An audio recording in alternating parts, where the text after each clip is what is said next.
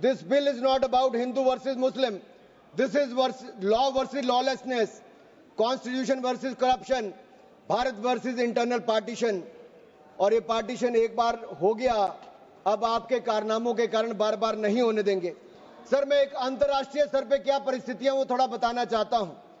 Turkey में 1923 के बाद 1924 में मिनिस्ट्री ऑफ वक्फ इसको एबॉलिश कर दिया गया और वहां पे जनरल डायरेक्टरेट ऑफ फाउंडेशन बना, जो रेस्टोरेशन, मेंटेनेंस और यूटिलाइजेशन वक्फ प्रॉपर्टीज का करता है।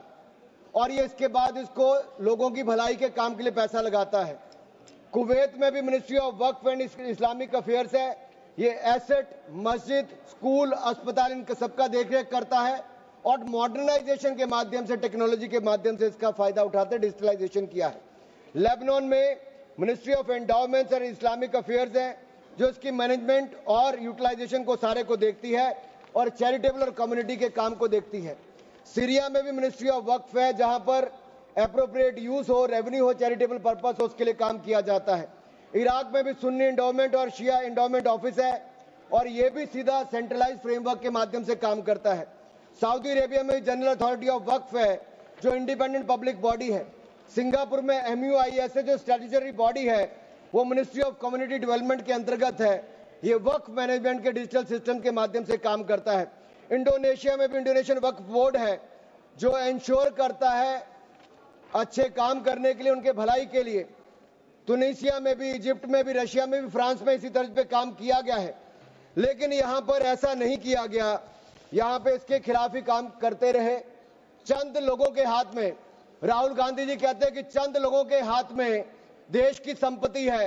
राहुल गांधी जी सदन में नहीं, लेकिन मैं उनको बताना चाहता हूं, मात्र 200 लोगों के हाथ में अपने वक्फ बोर्ड दे रखे हैं और देश की लाखों करोड़ रुपए की संपत्ति उनको दे रखी है। क्या उनसे छुटकारा दिलाना चाहिए कि नहीं दिलाना चाहिए? क्या आम मुस्लिम को उसका लाभ मिलना चाहिए कि नहीं मिलना चाहिए? क्या मुस्लिम महिलाओं को, बच्चों को लाभ मिलना चाहिए कि नहीं मिलना चाहिए? क्या विधवाओं को लाभ मिलना चाहिए कि नहीं मिलना चाहिए? आप महिला विरोधी क्यों हैं? मुस्लिम विरोधी क्यों हैं? आप बदलाव विरोधी क्यों हैं? ये सवालों का जवाब आपको देना ही पड़ेगा। सर, एक कहावत है जो यहां पर बाहर कहा जाता है कि पता है यहां से बहुत दूर, पता है यहां से बहुत दूर और गलत और सही के पार एक मैदान है। पता है यहां से बहुत दूर, गलत और सही के उस पार एक मैदान है। मैं वहां मिलूंगा तुझे और अगर वक्फ का बस चला तो वक्फ की संपत्ति बन जाएगा। यानी कि जिस पे भी नजर रखोगे वक्फ की संपत्ति बन जाएगा और उसमें से आपको इंसाफ मिल नहीं पाएगा।